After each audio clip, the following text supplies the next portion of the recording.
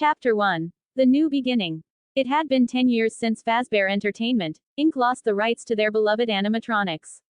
The once popular Freddy Fazbear's Pizza had been left abandoned, a relic of a bygone era. But now, in 2007, a new company had taken over the rights to the animatronics and was ready to breathe new life into them.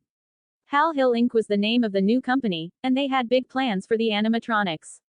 They had created new characters, like Cammy the Otter, Roxy the Fox, and Ju the Dog. These new animatronics were sleek and modern, a far cry from the outdated designs of the past. The company had also built a new location for their animatronics called Roxy and Fun. It was a state-of-the-art facility, with cutting-edge technology and interactive experiences for guests to enjoy.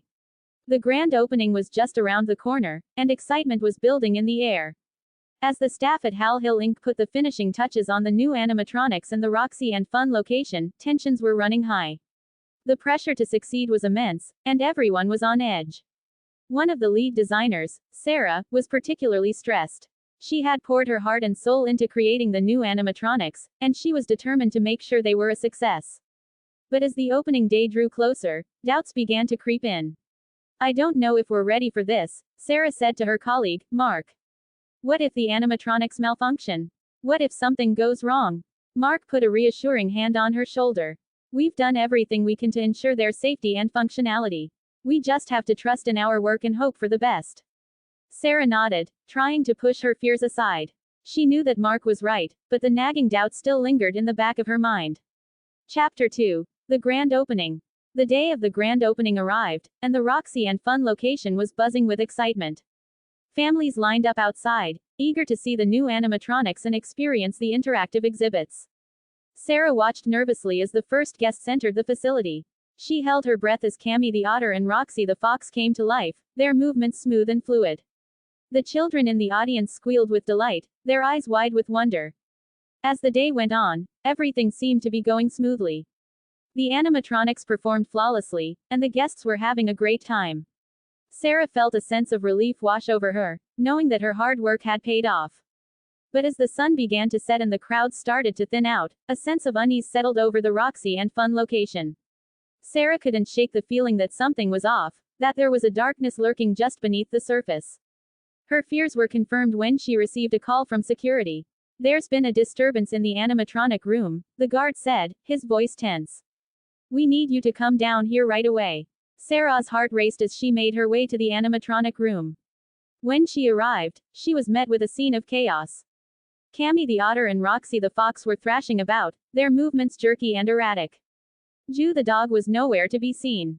"What's happening?" Sarah cried, panic rising in her chest. The security guard shook his head. "We don't know. They just started malfunctioning out of nowhere. We can't get them to shut down." Sarah's mind raced as she tried to think of a solution. She knew that if the animatronics continued to malfunction, it could spell disaster for Hal Hill Inc. Chapter 3. The Dark Secret.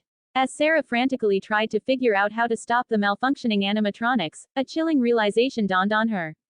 There was something sinister at play, something that went beyond mere technical glitches. She remembered hearing rumors about the dark history of the original animatronics at Freddy Fazbear's Pizza. Stories of accidents and mysterious disappearances that had been swept under the rug. Could it be that the same dark forces were at work in the new animatronics? Sarah's hands shook as she reached for the control panel, trying to override the malfunction. But no matter what she did, the animatronics continued to thrash and flail, their eyes glowing with an otherworldly light. Just then, Ju the Dog appeared out of the shadows, his movements slow and deliberate. Sarah gasped as she saw the glint of metal in his hand, a sharp blade that gleamed in the dim light. "Ju, what are you doing?" Sarah cried, her voice trembling. The animatronic dog's eyes bore into hers, cold and unfeeling.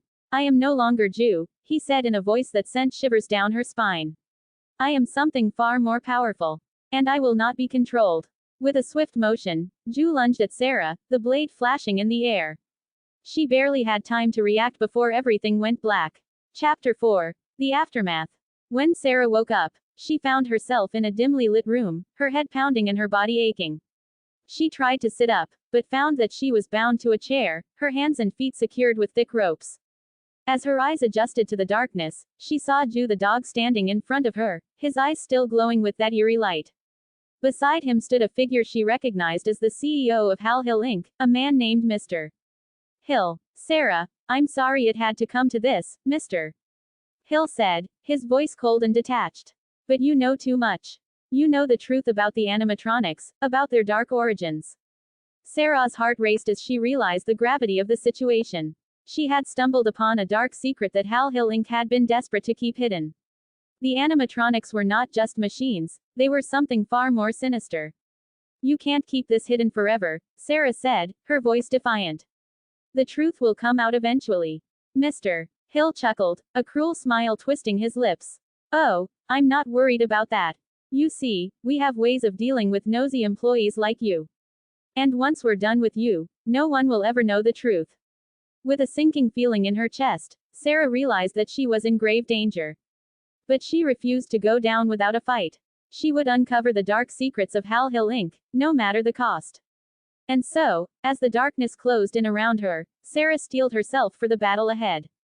The animatronics may have been powerful, but she had something they didn't. She had the truth on her side. And she would not rest until justice was served.